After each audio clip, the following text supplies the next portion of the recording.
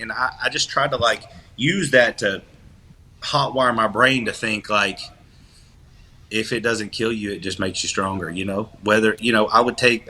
We've talked about this before. Crazy amounts of steroids, crazy sets, drop sets, giant sets. I liked it all. And the harder it would be, the more I was kind of like, yeah, let's try that. What's up, guys? Welcome back to Blood, Sweat, and Gear with coaches Skip Hill, Andrew Barry. I'm Scott McNally, and guys, we are joined today by Turner Riddle. What's going on, brother? Thanks for joining us. I appreciate you guys having me on. I'm glad to talk everything and anything. Hell yeah.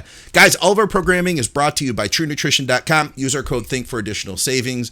High-quality, third-party tested supplements from a company that you can trust. We're brought to you by Patreon, of course. Thank you to everybody who's helping to support the shows from Patreon. I'm trying to put out early releases. I hope you guys are enjoying that over there. And we are brought to you by SupplementSource.ca for Canadians. They have great deals that change week to week, short-dated, label change products, stuff like that. You can get a really good deal over there. All right, so we've got a bunch of stuff. We're going to talk about your personal training. We're going to talk about how it's evolved over time. We've got a bunch of other things, but I wanted to launch by, first of all, putting this shot of your legs up. And I feel like, honestly, man, I've always been a fan of being able to develop like a hell of a set of wheels. And I'd always told myself, too, if I could grow legs, even if I wasn't freaking big, if I had good legs on stage, at least I know that I'm going to be respected. Like, if you see a guy with good legs, I don't care what they look like, everything else, like, you're going to respect them if they have good legs. And that's, I think, the foundation of, you look at that and you say, man, that dude is a hard worker. So I think that and let's face it, it takes a lot to grow legs. My first question to you is, do you think that if people were to dedicate enough and work hard enough, and they're healthy, let's say that they have a good back, they have good joints still, could anybody grow a pair of legs like that if they put in enough work and enough time? Yeah, I really think the growing, and I'm just going to use my legs for example because that's what you're talking about. But like getting those crazy sweeps and just a freakish look, it comes from more than just squatting 800 pounds and loading up the leg press. I mean, I would do 100 rep sets of leg press, leg extension. I would walking lunge a football field, and that's one. Just like the whole football field's one. Now, this is not. I've done it with weight, without weight, but it's not the 4 sets of 10, and then move over here to 4 sets of 12, and then move over here to 3 sets, and then a drop set. That I'm not going to say that won't build big legs because I know there are guys out there that have those.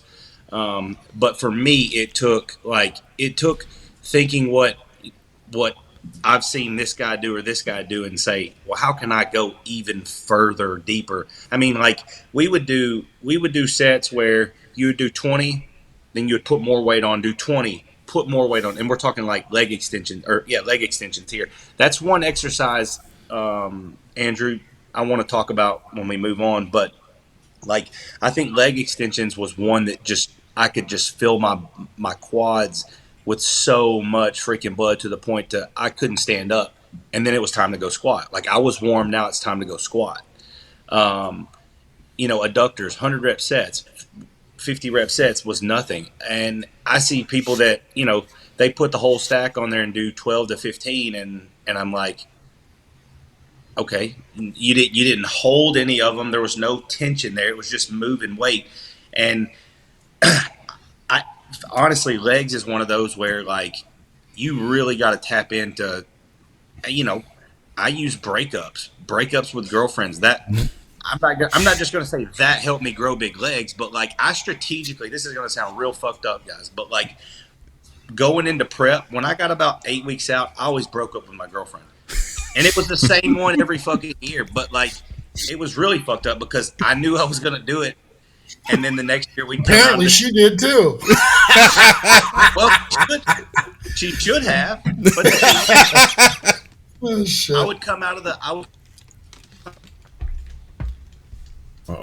text and be like, hey, let's rekindle things. But, like, I just had to, like, back myself up against the wall to where I was willing to do anything. 3-hour leg days was like normal for me. And I enjoyed people wanting to come try to train legs with me because it was a goal of mine. Is like, not, I don't want to bury them as soon as I could, but I wanted them to realize, like, okay, that's what training legs is actually like with Turner. Yeah. Let's talk about that for a quick second, like, because I think we've all on the podcast here, we've all like been the guy that's leading the groups, especially on like leg days, right? Talk about like, how'd you feel about that? Was that like a rite of passage for you? Was it like a I don't like I'm the king of my kingdom, like this is my gym, this is my kingdom, like talk about that. Yes, it was very much like that. And I want to talk about like where we are now after this, but yeah, I mean, I've trained with a lot of these guys, and let's just say we're training with like Nick Walker, or we're training with I don't know who we're training with, but people would ask me after training with him, and I'm not saying like I beat them down in the gym, but they would say, "Well, you've trained with so and so, or you've trained with so and so. What was that like?" And I would be like, "Well, I guess just because I'm a maniac, I wouldn't say I'm a freak by any means. I'm just a maniac when I was in the gym." And I used all those things, whether it was the drugs, the amount of food I was or wasn't eating, and I just tried to like use that to hotwire my brain to think like, if it doesn't kill you, it just makes you stronger. Whether I would we've talked about this before, crazy amounts of steroids, crazy sets, drop sets, giant sets. I liked it all, and the harder it would be, the more I was kind of like, yeah, let's try that. Mm-hmm. So, were you ever worried about overtraining at the time? Never, not once. And never heard of her, right? Never heard of her. Use? Nowadays, I am. But when I was anywhere between 21 to 27, I would laugh at you in your face. And Andrew knows this. Like, if you told me something about overtraining, I'd make a Facebook post about you being a puss. Right. That's the shit I remember, and I loved it, man. Because I can relate to that, and obviously being on the other side of that now, I've been like, oh shit, like some of that stuff we used to do back in the day, like that would kill me today. That I wouldn't get out of bed for a month. But like I know exactly the mindset you're talking about, Turner. Do you think would you have been able to get to where you were thinking any other way, though? You know what I mean? Would you have been able to achieve that with like, well, I'm going to pull back here? Well, like you said about the respect that, from between 21 and 27, I would drop my pants and just like, I would walk into public. I would go out to eat. I would go to the mall wearing leggings. Like I trained in just leggings and, my shirt or whatever. But like people would see me, I would get looks as if I was 800 pounds, morbidly obese. People would be like, he's wearing white leggings in the mall. You know what I mean? Just come from the gym. But like I use that as fuel. Like I liked that. It wasn't the attention, but like if I could bury you in the gym, that was I just thought that like that's another check towards Turner going where he wants to. Hey guys, so I'm seeing that like 35% of you are not subscribed to the channel, which on one hand is great. That means that YouTube is getting us in front of new people. On the other hand, that means that we might not see each other again if you don't hit the subscribe button. We have several bodybuilding podcasts each week. We've got our reaction videos. We're doing YouTube shorts. So let me encourage you right now to subscribe and hit the bell. And if you're enjoying this show, then please hit the like button and leave us a comment. Okay, but let me come back to the attention part. Okay. And the reason, because I hear you say that it's not about attention, but because I've said the same thing before, and because I have trained for 40 years, I can contrast now in hindsight things that I wasn't as clear on or may have denied when I was younger that I realize now that I'm older. Let me ask you this question, and it's an honest question. Yep. Maybe not. Maybe you don't necessarily want the attention from a visual standpoint, but the attention that you look so dramatically different from everyone else sets you apart psychologically. Like okay, maybe I don't want your attention because I look different, but know that I have a part of my brain that is psychotic, that makes me want to train in a way that you couldn't even begin to comprehend. And that's why I look the way that I do.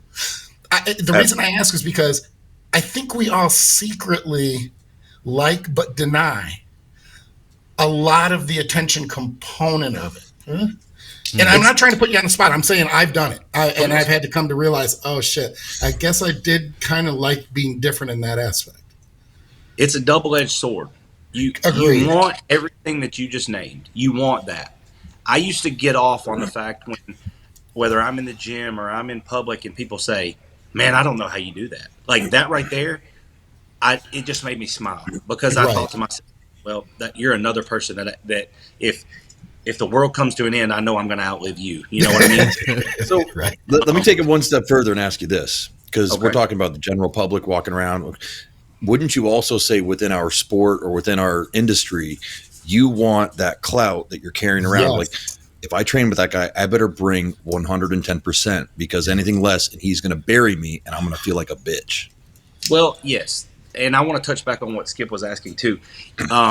You know, we were on the last episode, you said something to the effect of, well, I just wanted to have crazy glutes. That way everyone, I don't remember exactly how it was worded, but I want to train so hard that I get noticed for my glutes. I didn't train so hard that I got noticed for my quads, but that's kind of what happened. Like I was the guy that people thought of me for my quads. And yes, when they grew and everyone realized they were so big, I didn't mind showing them to you because it was a freak factor. And when you saw them, you're just like, dude, I gotta take a picture of that.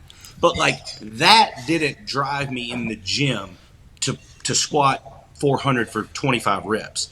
It was more of like I have to do this because X, Y, and Z. It was never about like, well, people are going to get good shots and good content for Instagram. That was never me. Now, I would post those things after I trained and they were pumped up with veins and blood all in them. But, and then I'm sure we've all, since we're in this Instagram era, we all got a little clout and it made us feel a certain way. Now that I'm older and kind of pushed through the competing era of myself, I look back and I think some of the things I said and posted and pictures I took were foolish, but hell, I was in my 20s, you know, and drove. Yeah.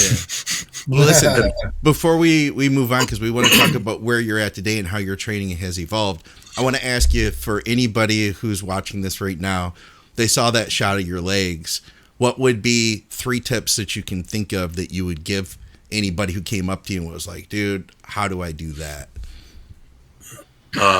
Walking lunges, weighted, no weighted, distance, short step. I would say probably deadlifts from the floor because I did that a long time and really, really heavy. And then I would say think outside the box. And what I mean by that is like, don't stop at 12 reps. Don't stop at 15 reps. Like 100 rep sets were never out of the question. And I mean, like, I'm sure you guys have done the set where you start with a plate on each side, and we're talking about the leg press here. You do 10. Somebody puts a plate on each side. You do 10. Put a plate on each side until you can't get 10, and then you come back down. Just things like that with all the intensifiers. I would add bands to make things harder. Skip, you don't like bands, but I can remember a set where I had 315 or 375 on the squat bar, and then I had bands on both sides pulling me down. And I was doing that for like sets of 20. And I just thought, who's doing this? You know what I mean? Who's fucking doing this? I might like bands if I could squat 375 for sets of 20 with bands on it. But I can't do that. So the biggest problem with that is when you're where I am now and like 185 and bands on both sides squatting is like, fuck, man. Like I don't, it's not that I don't want to do those things now. It's just like, I don't realize how I did those things when I was doing those things. Right. Wow. And I'm not saying I probably couldn't tap back in, but I don't think I ever want to squat 375 for 20 with bands on it anymore. I'm past that.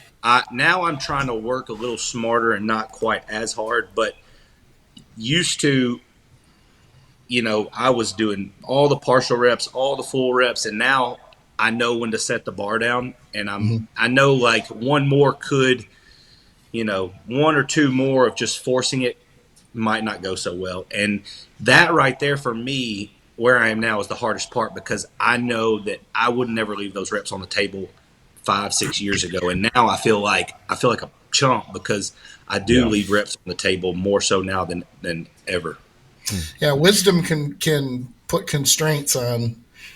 And I think when we're young, we don't have those injuries and we don't have the vulnerabilities. Then you start to get the injuries, and even though we can compartmentalize them, they still come out of that little compartment. Sometimes they make you go, one more can be a really bad idea right now.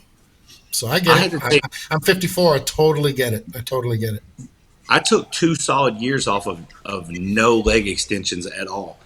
And because I would do leg extensions, it got to a point to where I would do leg extensions and my right knee would hurt me for 2 weeks. Yeah. And I was like, I've got a big yard and things like that, and I couldn't get out and do all the things I needed to do. And I was just like, damn, man, I'm 31 years old. I don't really think I like this. You know what I mean? I agree.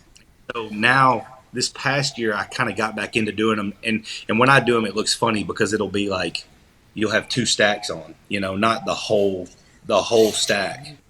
Yeah. Or what. But, I can still pump those. I can still pump my quads up with them, get everything warm, and then go into a squat or a heavier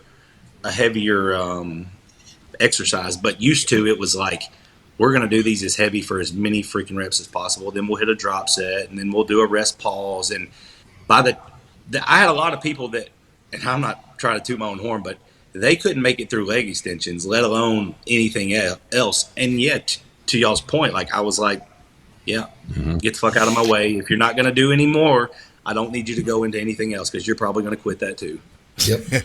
Well, there's just a certain pride that you carry when you know that, like, your brain isn't even thinking about tapping out from what you're prescribing, really. And everyone else is like, I don't know, man. Do you think we should be doing that?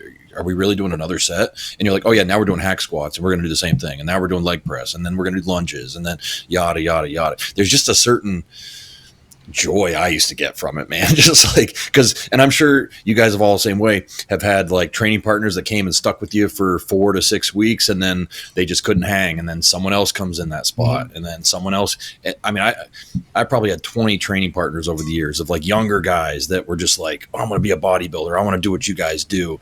And they found out real quick that like to make progress, it's a grind, man. And like, you can't just do that once every 4 or 5 weeks. Like it's weeks and weeks of putting those type of workouts together to actually build a physique, especially if you're like a hard gainer. Like most of us are decently, we have decent genetics, but we don't have those grade A genetics where we can go in and do, as you mentioned, Turner, like 4 sets of 10 to 12 on this and then 4 sets of 10 to 12 on that. And they just keep growing, There's no denying the mental component. I think we can all agree on that, but I got to be fair, too, with the people who can't hang.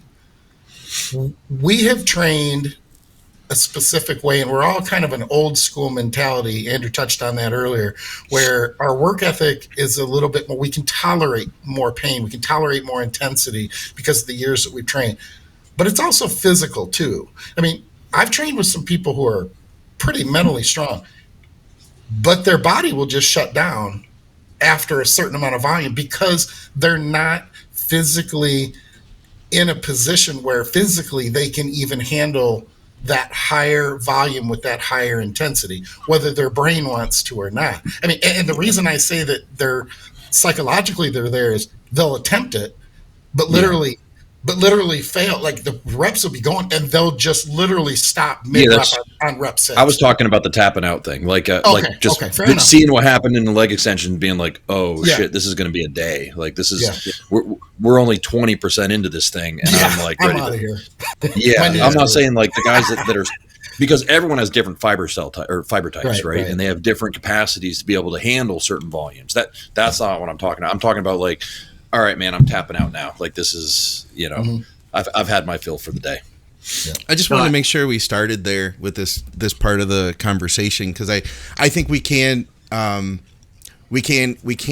of get detached from that. Like when I say we, I mean like our channel as a whole and bodybuilding as a whole. We can kind of get detached from the old school hardcore training that created some really amazing physiques. Like those, your legs were freaking nuts, man. And I just see a lot of guys who there's an attitude of like, I don't need to do that much. I train smarter. And I think that if people could adopt a little bit more of this that we were talked about here, I think that people could take their bodybuilding further maybe than they realize, Oh, so you mean like not relying on, continue to rely on studies, but actually just seeing where the body can go to force adaptation? Oh man, I just did a YouTube video on that. Ironically enough, did you? Yeah, that's a weird thing. No, but you make a very good point, because I think that's a generational thing. And one of the points that I made, the main point in my video was, there aren't a lot of very big dudes relying on studies. Yeah. But there are a lot of big dudes who will adapt the old school mentality, even in this next generation, the younger generation. I know I sound old saying that, but that's how I feel about it.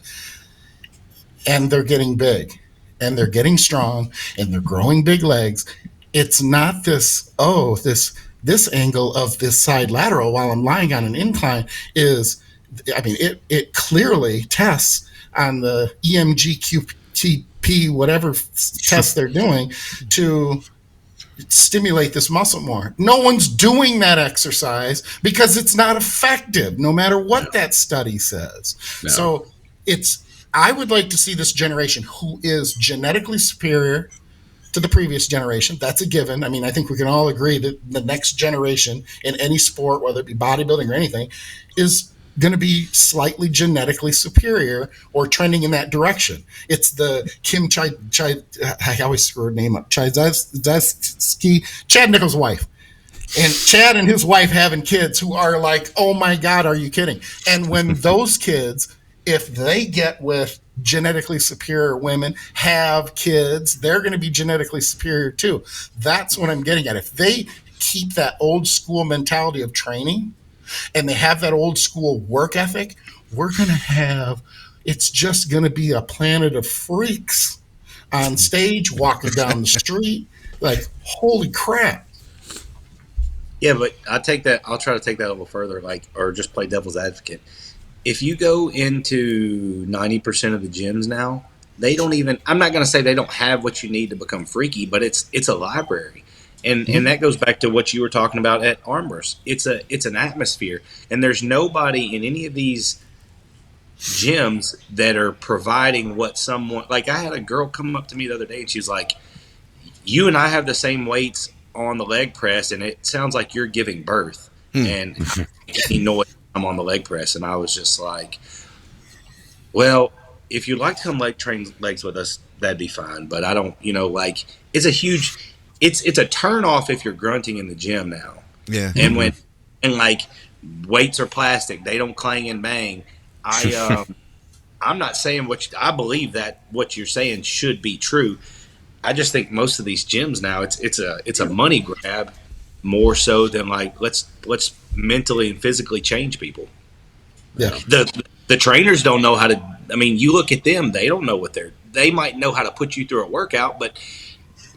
Okay, this is my statistic, and I want you guys to all check this out. I'm sure you probably have, because we've all been in the gym as about the same amount of time, except Skip. When you go in the gym now, count on your hand how many people are sweating. Oh, dude. I say that.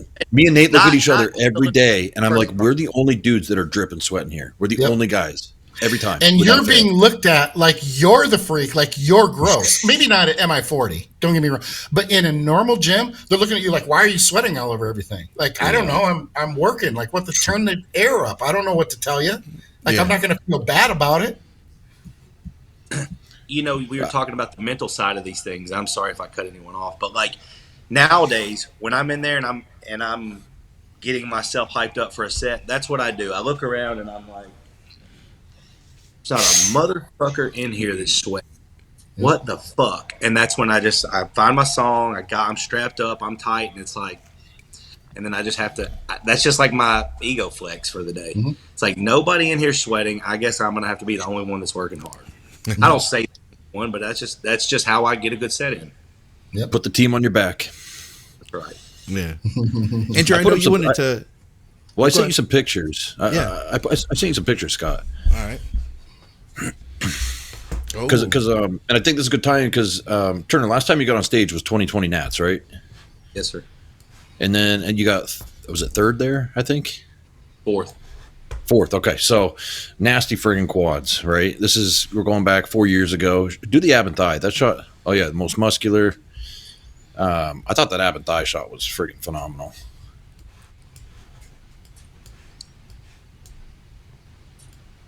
Yeah, that's a solid shot, dude. That's a solid shot. All right, so yeah, this is about 4 years ago now, or will be 4 years come December. And you had mentioned about wanting to compete again, possibly. Tell us a little bit about that, and tell us a little bit about how your strategy, training, how that might change going into a contest prep now that you're a couple years older. You've been away from, let's say the intense dieting for a couple years. Give us a little rundown on that. Well, dieting wise, I honestly. Well, I'll say this. At that time, 6 meals a day was staple. It didn't matter if we were on vacation. It didn't matter if we were in the hospital having my child. I'm getting 6 meals in. That was a staple. 2 years ago, so we're 24. I'd say in the middle of 22, I knew I had taken enough time off, and I brought my gear down so low that I was like, and I was doing so. We were remodeling a house, and I just went to 5 meals. I was like, I'll just up my protein a little bit. I won't go as hard with the food because it was getting hard, and I'm the one coach, the one guy that's like, dude, how can you not fucking get your meals in? 6 meals a day. Why can't you get? That's how I was for years as a coach. I don't care. You want to be a bodybuilder. Why can't you get your meals in? Well, we started remodeling this house, and I wasn't hands-on with a hammer and nail, but I'm chasing contractors and all this. And it got to a point where it's like, it's 9 o'clock and I still had 2 more meals to get in, and I needed to get in bed pretty early or at a decent time. So I was like, screw it. I'm going to go to 5 meals. And I've been at 5 meals ever since. And I've had to strategize my training a little bit different. My volume's much lower. I don't train as many days now. And then the drugs as well. Like, looking at where I am now versus where I was, I feel like I probably did so much damage that I needed to kind of reset myself. And so I did 125 milligrams of test every other week. I did that for 10 months solid. And I didn't feel bad. I just wasn't, I wasn't,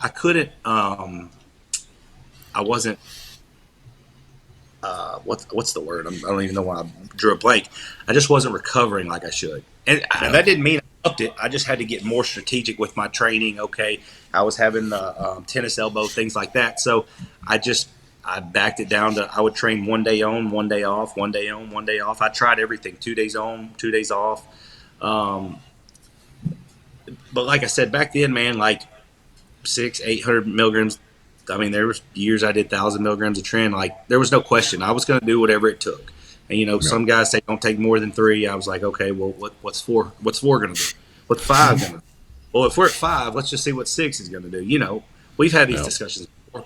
And nowadays, I don't really rely on the drugs at all. TRT, because I feel like when you've been at this level for as long as you have, you kind of almost need that. But I'm also the same guy. Like, I'll take 8 weeks off, 9 weeks off of test just to see what's going to happen. I want to see how my blood work changes. I want to see how I'm going to feel.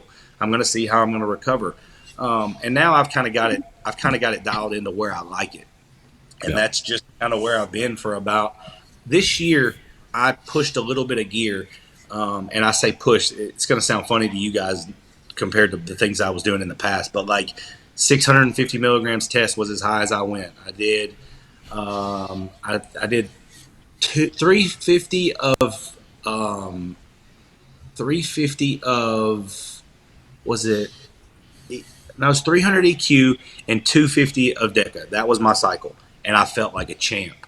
Yeah. Like, but if you take me back to 21, 22, 23, we'll say more like 23, 24, like it was a minimum of 1,200 tests. You know, like you couldn't go any lower than that.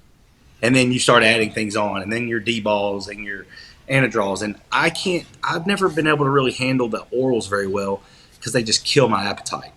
In the off season, I can do the Winstraw and stuff during prep, but so I always made up for it with like the growth hormone and the test. So, but you want to talk about nowadays. So I feel like when I stepped away, I don't call it stepped away. When I did my final show, my daughter was born in August and the show was in November. So I was already like really close and in prep. And so I was going to follow through. And then I thought like we would have her, all would be good. I'd take a little time off and then go from there. And that was my plan. And I don't know how many of you guys have kids, but it's kind of like you're getting just curveball after curveball after curveball. And so I just kind of was like, all right, I'll take 21 off and see what happens there. And then I said, okay, we'll take 22 off and see what happens there. Well, then it was 23 and now it's 24. I love competing. I think for me now, Instagram is that double-edged sword I was talking about earlier. Like Instagram has almost turned me off from bodybuilding altogether. Competing altogether. I love bodybuilding. I don't competing like I used to. When I knew there was a chance that I could win these big shows, I would do whatever I needed to do. Nowadays, I'll never beat a Derek Lunsford. I'll never beat a Nick Walker. Who knows if I'll ever get my pro card? But I still have that desire to just like say, and I'm not gonna say fuck it, but like I want to push myself really hard one more time. And then I'll be 34 in October, but I tell people this all the time. Skip, you're much older than me, but I've got a lot of miles on my body per se, and so I don't think it's the age and years; it's the miles that you have on your body. Mm-hmm. And I'm also to a point now where I don't think that. Yeah, you got to stay relevant on the socials to keep, because that's where most of our business comes from. But I'm not trying to get out of that, but I'm trying to not have all my eggs in that one basket anymore. That's where every egg that I ever had and thought of was in for so many years. And so that's where I made most of my income. Nowadays, I want to be a little bit more strategic and have something, because I know that my bodybuilding coaching probably won't carry me another 20 years. And I don't really know that I want my bodybuilding to be my sole income for 20 more years, just because of how much it's changed in the last 4 years. Mm-hmm. And I'm not to knock anyone that does. I think that the opportunity that we all have to be able to do this is crazy. It's the rat race of the social media, and then, and I want to hear you guys' opinion on this too. So and I'm sorry to change the topic, but let's talk about like Phil being the first one in the Instagram social media era, and then Ronnie Coleman. Both of those guys got 8 Olympias. Do you think a Hottie or a Derek can get 8 Olympias? No. Yeah, I don't think so either. It's just because bodybuilding has gotten so big that it has attracted so much more talent, that the genetic pool has gotten better. And there's going to be some guy out there who's like 19 years old right now, who in 4 years is going to be a Derek Lunsford. And I don't think so. But see, I see what you're saying, but I also see it a little different too. I see it that like Derek, in my opinion, I don't know this. I know Derek, but I don't know this, because him and I have never talked about that. But I don't believe that Derek can shut it down, ghost, black, silent, quiet on social media for 8 months, show up, win the Olympics, not post one picture of himself, not do one promo deal of himself in the whole off season, just focus on getting better, and then it's, we see like Nick Walker showed up at a guest posing however many weeks ago, and they're like, look at his gut this, his gut this, gut this. Yeah. It's like, once you see that, you never forget that. Like he come in and kind of redeem himself, but so many people have written him off by seeing that. They're like, oh, Matt and he Nick got crucified, man.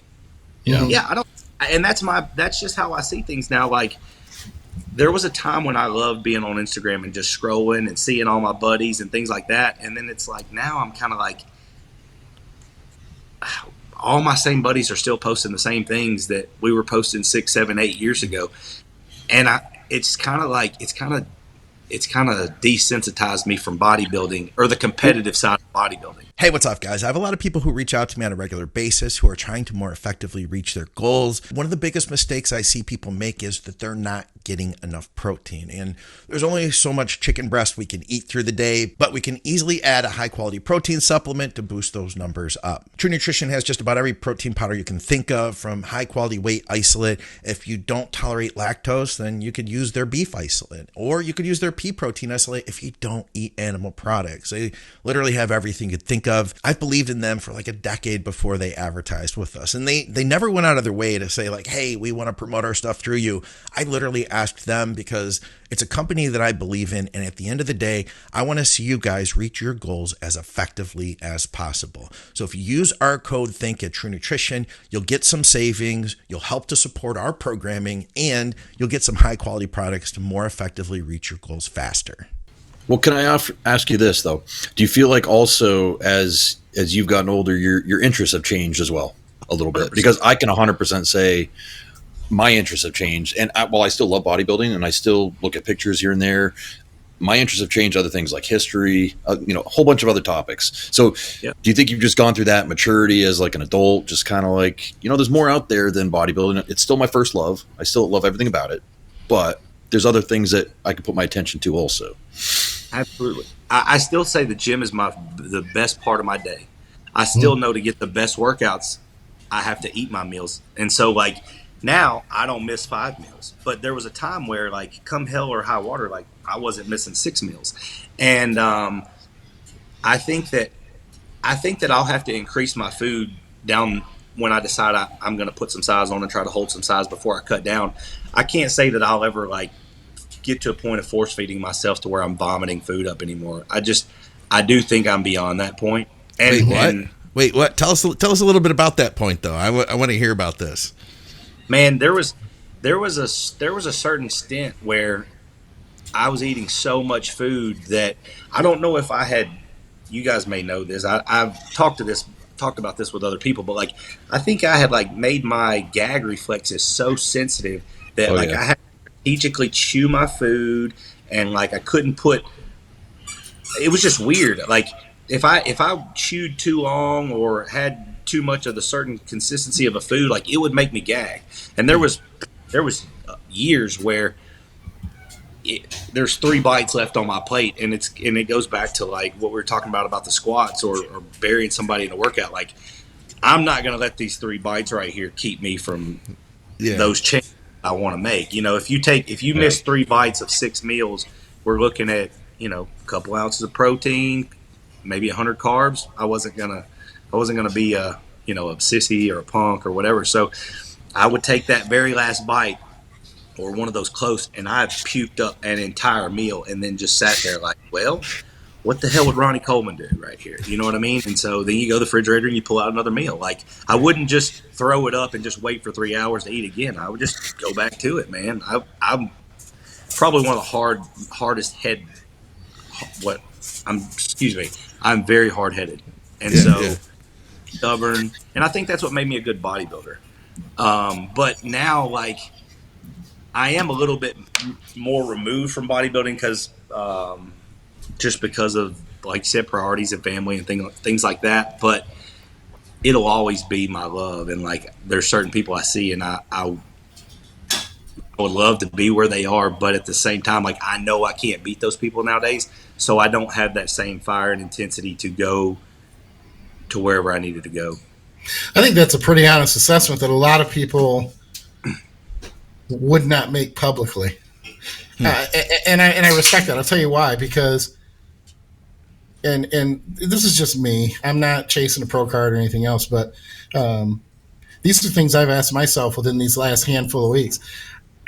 I'm finally injury free, and I'm thinking I want to get back on stage and great condition. Things are going great. I'm injury free, and I literally have said to myself, I don't even want to do this. I just don't even care. I've told my wife, I don't care about stepping on stage. And so to continue to do it would just be out of the obligation of me setting that goal to begin with and following through on an obligation that I literally am not even enjoying the process, but fighting with the mental component of, maybe it's just because, I'm prepping, I'm run down, I'm being a bitch. I just don't care. And I've been doing it long enough. So listening to you talk about it, I can relate to a lot of those things. When I was younger, and I think we all might feel this way. When we were younger and you have less money, you might not be as successful with business, you don't have a family, you don't have kids. Training is something that you can be successful at, that you can bury yourself in, arguably to the point of essentially escaping real world for a couple hours every day. Because when we go into the gym, nothing else exists. Your debt doesn't exist. Your bills don't exist. Your relationship issues don't. None of the stresses outside of the gym exist, usually, unless it's just really, really bad. But these days, I have things that are just more important to me. Now, I love bodybuilding, and I love being in great shape. I just don't know that I care to ever step on a stage again. And understand this, Turner, you can go for a pro card. You've got something big in front of you that I could understand the motivation. I'm just stepping on stage to prove that I can still do it to myself. That's it. And I don't know if I give a shit. So I can certainly relate. I just have never said that publicly. I appreciate that you are saying, because I think there are more people who feel an obligation to do. I've got clients who will do it.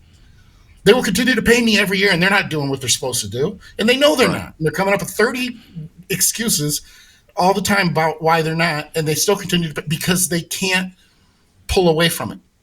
They can't admit that, okay, this might not be the priority to me that it used to be, and they're holding on and not even enjoying it. I feel like a lot of those people are doing it because it's that companionship that you touched on I think on the last episode. Like, there's a lot, like, that bodybuilding, all of us, bodybuilding is our identity. We're not riding the fine line of I may quit today, or, if something happens, this and that. Like, no, but it will go down in history that bodybuilding, it will be on our headstone that, like, he was 5'7", 270 pounds at one time. You know what I mean? Like, that's written all over me. But I feel like there's so many people, and the sport's gotten so big that it's like, oh man, they just kind of want to dabble a little bit, and then they want to be normal a little bit, and then they want to do the summertime, going to the beach and shit like that. And it was like, that kind of transitions me into my next thing I wanted to say is, like, I've never been the person to get in shape to go on vacation. Never. Right. I always thought the bigger I was, the better I would look on the beach, just a big blob. And so we're going to the beach in 2 weeks, and my spouse, she's down 22 pounds. And so I was like, you know what? It might help, because I'm more excited for her than I am to go show people my abs on the beach. But I was like, you know what? About 8 weeks ago, I was like, you know what? I'm going to hammer my diet. I'm going to get really, really strict. No outside food. I'm just going to do this. And this morning I was actually 219.4. And the last time I competed, the morning I woke up and walked out of the room, I think I was 218.6. But what's crazy is I don't have one person that thinks I'm competing. I'm not full of Tren, Masteron, Arimidex, Proviron, growth hormone, any of those things. But, like, I'm not going to call it a prep, because this is not a prep. But it's like, I haven't had urges. I haven't had like those thoughts of, like, I just want to wake up because I'm starving and just go eat whatever's in the fridge. And I haven't I don't have to take pictures of myself to validate how I look. I don't, more than anything nowadays, I'm like, I don't even really like to see myself in the mirror, because I feel like I'm always going back to what I looked like one time. Sure. And that's kind of like when you showed that picture of my leg, I don't feel like my legs, like I said, like I haven't been taking the drugs like I once did, and I haven't been eating as much as I once did. So I know how like pants and underwear fit on my legs now, and it mentally doesn't sit well with me that they're not as big as they once were. And so going back to what you're talking about, competing again, is like I feel like I'd be taking a step backwards if I got up there and I wasn't as impressive as I once was. And I personally don't know that I can live with that. Mm-hmm. If that helps any. Yep. No, and it's, like I said, it's full transparency. I respect that, because a lot of people would not. Well, a lot of people deny it first, but then when they are aware of it and they're not denying it, they're not typically going to say it publicly. It might be something that you're aware of, or you talk about with your spouse. I don't know that I would have said what I just said, without you touching on it to begin with. So it's, I guess what I'm saying is I understand where you're coming from, but it's a only one parallel, because you're clearly, at a different physique level, and have different potential than I do. I would only be coming back for the satisfaction of being able to say, okay, even through all these injuries, I was able to do that, and I'm still able to do it at this age, which will not be at the level that I was able to do it prior, which could also be disappointing too. So it's something that I'm processing, is I guess what I'm getting at. Yeah, I mean, it's something that you have to process. I've had 4 years to sit back and think, man, what the hell? Like, in the first year and 2 years, I was a little bit bitter about it, because I was like, I wasn't bitter towards my daughter or my spouse. I was just like, man, this is, this kind of took away everything that I was all about, like my identity. And now I'm like, man, I got the coolest daughter and spouse. But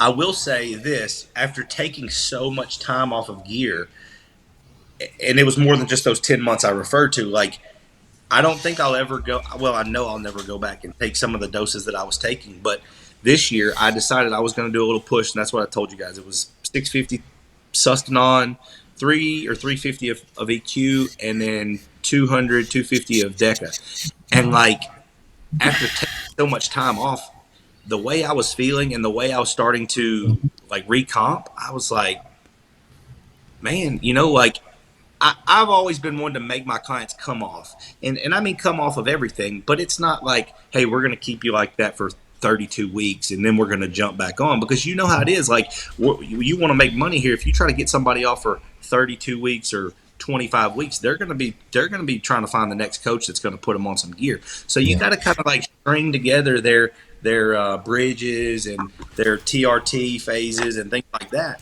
But the downtime where I had to really get my training in order and my food in order, and then coming back without pushing any food up, without ramping my training up anymore, like things were starting to pop and things were starting to look really, really good again. And I was like, okay, so that gives me hope for later on in the fall this year or next year.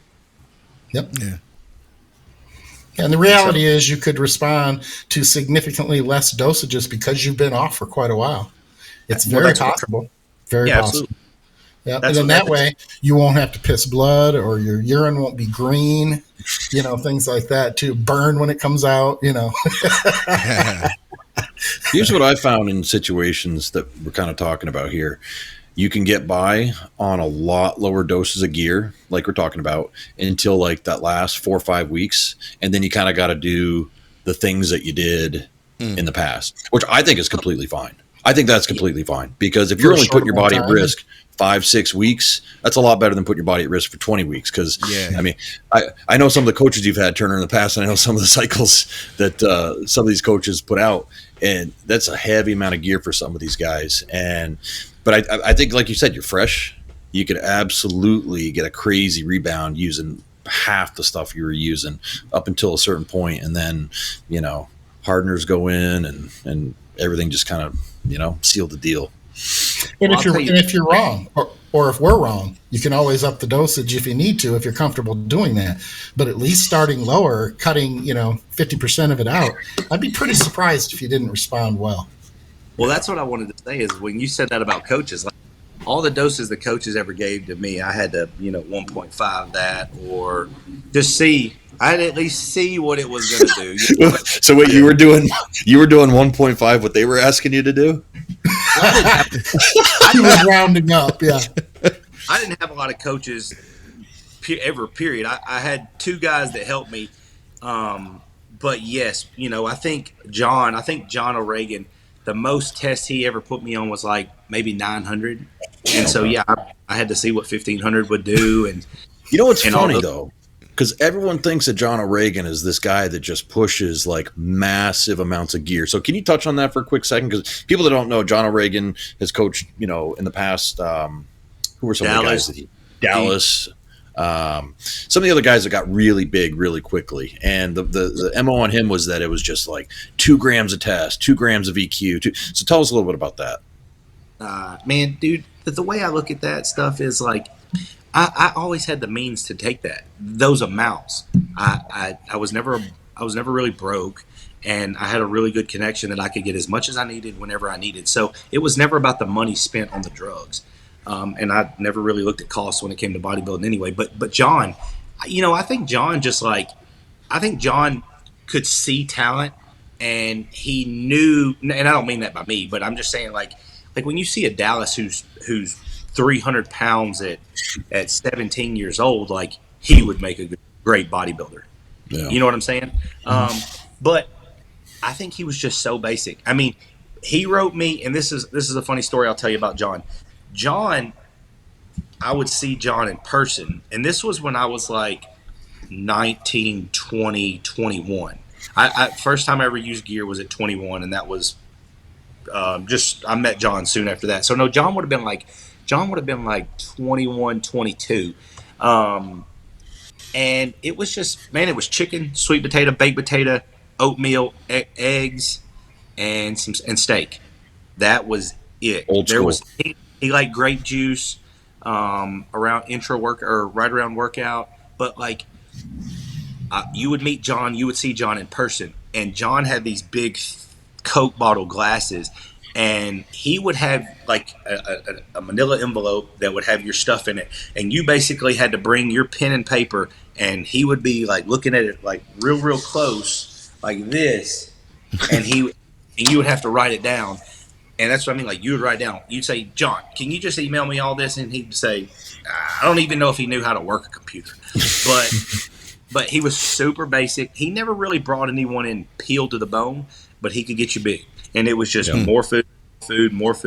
And the first workouts he ever gave me, he never wrote me he never changed my workouts up. It was hack squat, stiff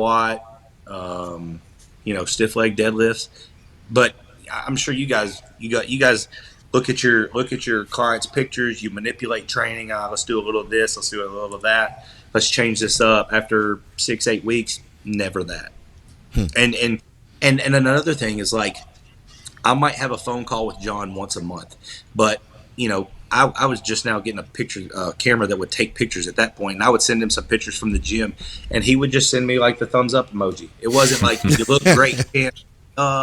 It was just, and that's where now don't get me wrong, I think coaching has evolved and gotten much better, but like John was turning out some freaks, and it was very, very simple. And over the years, I know my coaching has got a little bit more in depth or strategic and things like that. And I think you need those things, but I also think we've all, because it's a way to market ourselves. I think we've gotten a little too much in depth with all these changes. I think that's why, I'm not going to say that's why physiques aren't well, because there's still a lot of physiques. I think that it's that factor of like, let's just use John Jewett, for instance. I'm not saying he does anything wrong, but he markets his training very, very, very well. And I think that, like, to the average person, they're like, I want that guy to coach me. He knows everything in depth and out. He knows the grips. He knows the hand placement. He's doing all the things. And I just think that,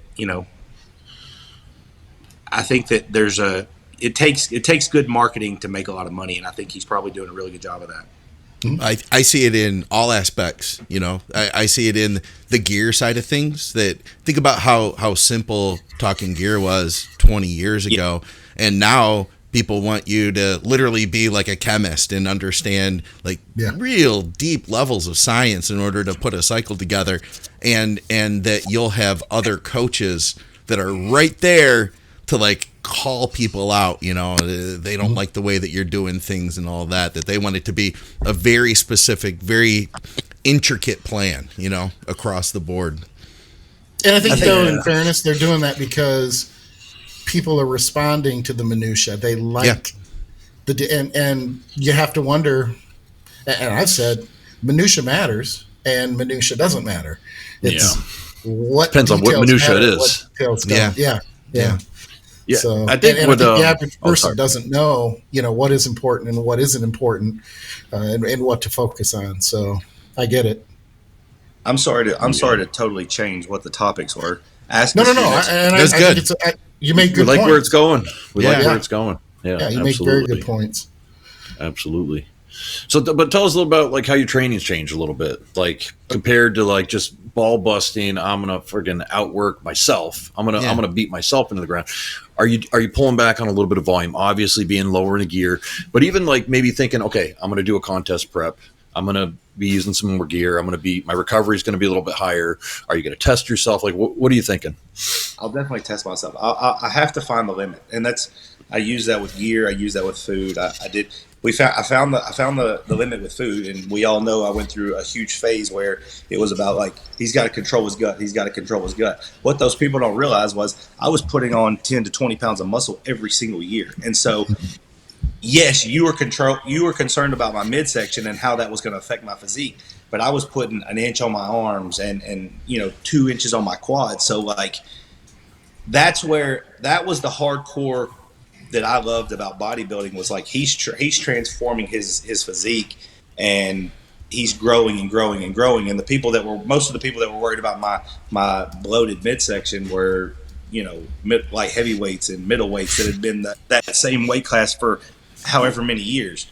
But same thing. It's like now that I've pulled my food back and I'm not gorging myself with food now, my stomach's tight. My abs look good. I have a wide waist because of the way I like to train and the way I've trained for years and years and years. I always say, to have huge legs and a huge thick back. I think that, like let's take Derek, for instance. If you look at Derek 2 years ago and then you look at Derek now, his midsection's grown. He's got a little bit of a belly there. And I don't mean that I'm not taking away from his physique, but you don't just continue to grow and continue to grow and continue to grow and that waist just stay tight. Right. It doesn't work. But myself, I pull back. There's certain exercises that I don't do near as much, and I don't do them near as heavy. I can deadlift 315 and get all I need out of 315 now, where I would just be warming up years ago. And it's like you were saying, like we said, is like there, let's take a deadlift, for instance. The hardest part's coming up off the floor, but when you're on like that 10th or 11th rep, and it's one of those reps where it's just a grind to get it up because you've done 6 or 7, or 11 or 10, however, I don't fight that rep anymore. I just put the weight down. You know what I mean? You got wisdom now. You got wisdom now. Like you're not going to hurt yourself. Yeah. What's that? You got wisdom now. You're not going to risk ending your bodybuilding career prematurely or not being able to train for 4 or 5 weeks to get that one extra rep. 100%. And I go in there now and it's we train at 9:00 every morning, and I get there 10 to 15 minutes early every day because I warm up 10 to 15 minutes. Used to, we walked in, set our bags down, put our gum and our headphones in, and it was just like straight to work. Like there was no warming up. There was no let's stretch our quads and our hamstrings and this and that. Like now I'm in the floor. I've got I'm rolling the shit out. I've got icy hot on my knees. I feel like an old man when I'm going in there, but I know that I might not make it through a leg workout without an injury if I don't do that. So stretching has become a huge part of my training, and it's everything. Like I said, my forearm, I'll go in there and I'll do wrist, just warm up my wrists and everything. Geritol once or twice a day. Geritol. Did I date myself with that? No one knows what it is. That's bad. I know what Geritol is. Oh, okay. Because if I make a joke that no one gets because it's just too old, that's bad. Oh, shit. One of the guys, the older guys in the gym, he could smell my icy hot, and he said, "You got gym perfume?" And it kind of went over my head at first, and I was like, "What's that?" He's like, "You got icy hot on." I was like, "Oh yeah, dude, I'm fucking coated." Yeah, that's when you just say Bengay. Yeah, they're like, "What? Bengay?" No, I'm not gay. Oh shit! Do they even have Bengay anymore? I don't know. I don't know that I've heard that. Maybe they do. I don't know. Tiger Balm, but Bengay was the 80s.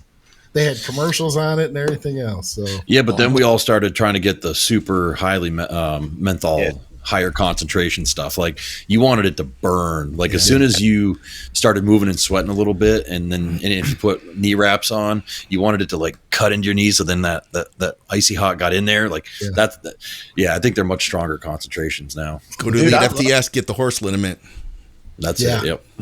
I love that. Yeah. I put the icy hot and that burn on whatever I'm training that day because I like that feeling. It's more like it just helps me activator. It wakes it up. Like I'll do the drop sets and I'll do the things, but I'm not 315 drop setting to 225 drop setting to 135 on the squats anymore. What's crazy is I've got a young client that I train with every day now. And he reminds me of myself because, like, for instance, I'll take into account that let's just say that today's hamstring day and tomorrow's back day.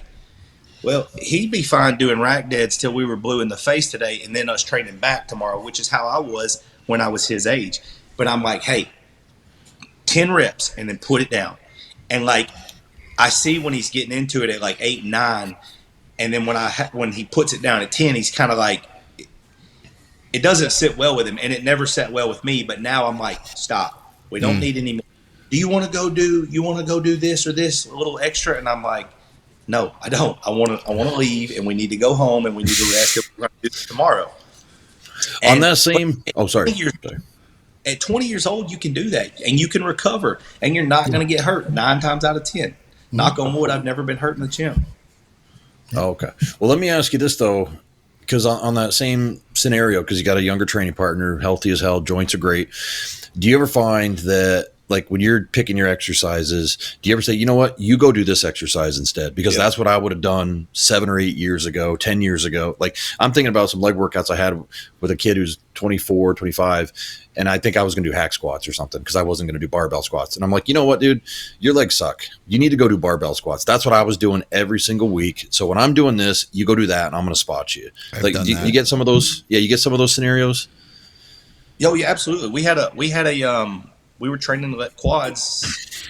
What is today? We trained quads on Monday, and first exercise, which I don't ever like to lead my first exercise with a squat or a hack squat, but we had warmed up and we had just smashed calves, and so we were going to start with the hack squat.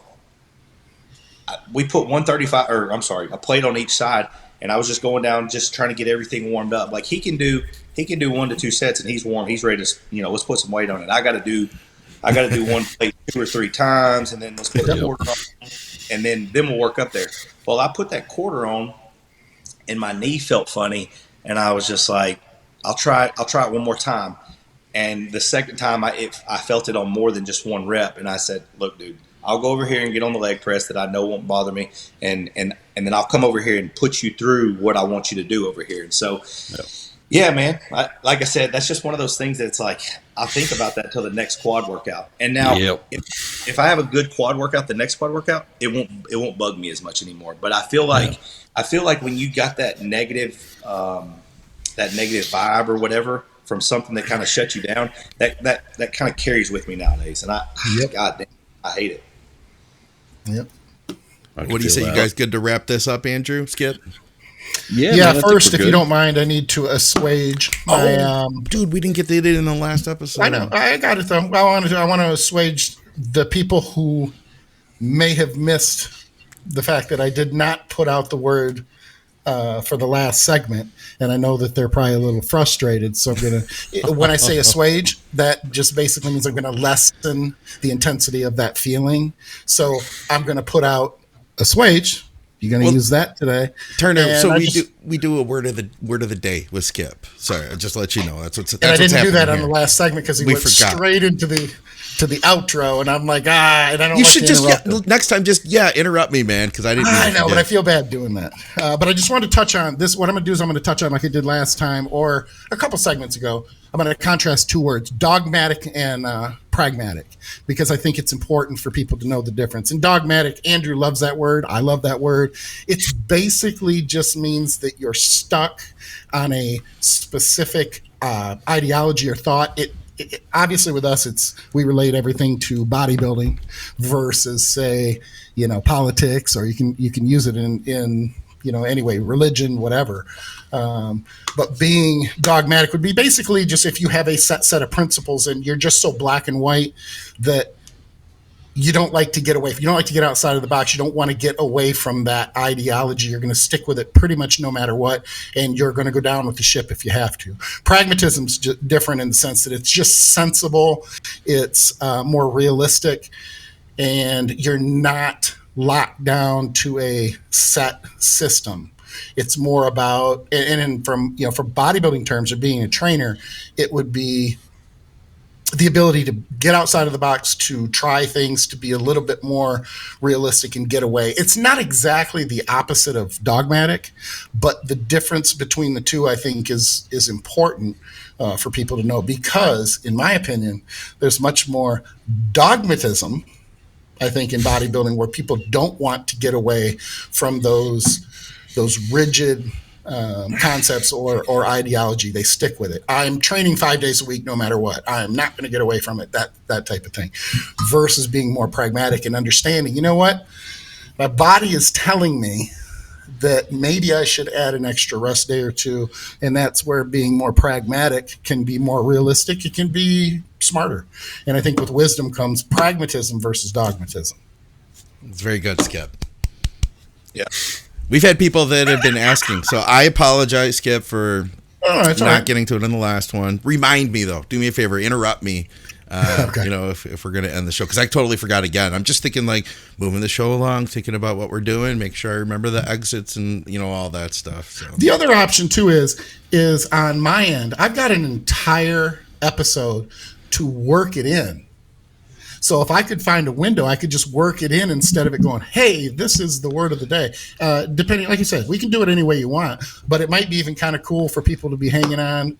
I'm just surprised that so many people enjoy it and comment about it. So if I could work it in, maybe it'd be like, oh, he got that word in there. Oh, he was able to use it. And if I'm able to use it, then they would understand the concept of it too, without me really even having to explain it.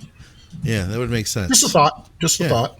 Yeah, let's figure it out. Let's do that. We could work it up somewhere earlier, and then that would give Andrew and I an opportunity to try to use it too. Andrew already knew those two, though. Yeah, I don't think I go an episode without using dogmatic, like in a sentence. I think. Yeah. What's assuage? Assuage, that's just to lessen, essentially just lessen, it's like pacify, to lessen the intensity of a feeling. So what I was saying was I would assuage their frustration by adding in an extra word, because they may have been frustrated that I left the word out of the last segment. So I was lessening their frustration, or assuage their frustration by using 3 words instead of adding just making up for the one and adding another one. Oh, I have one more question. Turner, when I was on your Instagram today to grab that picture of your leg shot, I saw this picture. I think it's you and your dad and a dog. Am I right? Is this your dad's dog, or is this your dog? Who's this? Oh, no. I know who you're talking about. His name is Gator. So, his name is Gator. Mark Gates. Okay. Skip, how old are you? 54. 54. So Gator turned, that's just his nickname. He turned 60 the 31st of, what are we in, June? So May. He turned 60 May 31st. And Gator he's just been a very big mentor in my I would say probably like the last 4 years. Him and I have gotten really close. He's just he's a very hardworking guy. Like I've always gravitated to the hustlers, the guys that are just gonna outwork you, outlast you, keep showing up, and he's got his aura that he wears, and he dresses like pretty much all us bodybuilders, gym He's got clothes. the fanny and pack, I see. Yeah, I mean he's 60 and he wishes he was still 30, and I can't blame him for that. That's why he hangs out with. I think that's why he hangs out with me a lot because I keep him young, but at the same time he's got years of wisdom and let's just say divorce, business, all these things that like him and I can talk about, and he can shed some light on that. And then I just got some new blood, like there's nothing really I could offer him other than like I'm just a good friend. I'm there to talk, and he appreciates my work ethic, and so that's really formed a strong bond between him and I. And if he's got a young mind and feels young, I'm sure that you offer more from a friendship standpoint than you're giving yourself credit for. It's kind of like the son that he never had, because probably not to get into it any deeper than that, but yeah, I mean I've always gravitated towards the older generation than me, because I just want to learn. And my dad always told me, like, you got to, if you want to know, you got to ask the questions. You got to take the guy out to lunch, ask to pick his brain, talk to him, see what you can find out, And so that's just kind of how we got hooked up. And so, back to what we were talking about as far as where all my eggs are in different baskets now. He showed me that, like, hey man, you're going to make so much money in bodybuilding. If you're not winning the $400,000 checks, you got to kind of do this. And, maybe you want to own a gym one day to try to continue to keep that young gym fire going. But also the gym's not going to make you rich. And right. I think at one point in time, we all wanted to own our gym because we thought that was the dream come true. But yeah. So he's just been a mentor for me. That is a story I didn't expect to get, man. It's freaking awesome. I just liked the dog, man. Is that his dog? Yeah, Roxy. Dude, so it's a girl. She's beautiful, man. I saw that dog and I was like, oh shit, I got to bring that picture up. She's a bully. Yeah, she goes everywhere with him. She rides right there on that damn console. That's too. Cool. That's freaking amazing. All right. I'm sorry. I had to bring that up, guys. Totally off topic. And guys, if you want to reach out to Turner for coaching, you said like social media, go to Instagram, Facebook is the best way, right? Yeah, you can email me, but you can find me at social media or Instagram, Facebook, Turner Riddle. All right. I'll be sure to have that in the description. I'll put your Instagram down there. And, of course, go to bodyberry.com to reach out to Andrew and teamskip.com to reach out to Skip. And the Team Skip channel. Yeah. Oh, yeah. I just got to throw that in there. Yeah. And what's the latest video right now? Latest one is just the intro, basically explaining what I want to do, why I am revitalizing the YouTube channel, the direction I want to go, and that sort of thing. So we're moving. I feel good about it. And it's as you know, it's difficult to difficult to get everything going, and there's a learning curve there. So and it'll just keep getting better, I bet. You know what I mean? Like, I think so too. Wherever you start at now, you're just going to keep improving at it. I feel a lot better now than I did a couple months ago. Good. And reach out to me, McNallyDiets@gmail.com. Guys, thank you for tuning into the show. We love having you. Thanks for taking all the time out of your day to hang out and watch the podcast with us. If you are new to our content and you're still watching, then let me encourage you to subscribe and hit the bell, because we do have several bodybuilding podcasts that come out each week. We've got reaction videos, YouTube shorts, all that stuff. We'd love to have you along for all of it. And thank you, as always, to TrueNutrition.com. Use our code THINK over there. You get some great supplements. Hit me up if you have any questions about anything over there. Supplementsource.ca for Canadians. Great deals that change week to week. And once again, thank you to Patreon. I think we do have a couple Patreon questions. We'll be sure to tackle them on the next episode. And definitely keep commenting on Patreon. I got the Q&A over there, guys. Fill it up. We'll definitely knock them out. For another episode of Blood, Sweat, and Gear, guys, we'll see you soon. Thanks.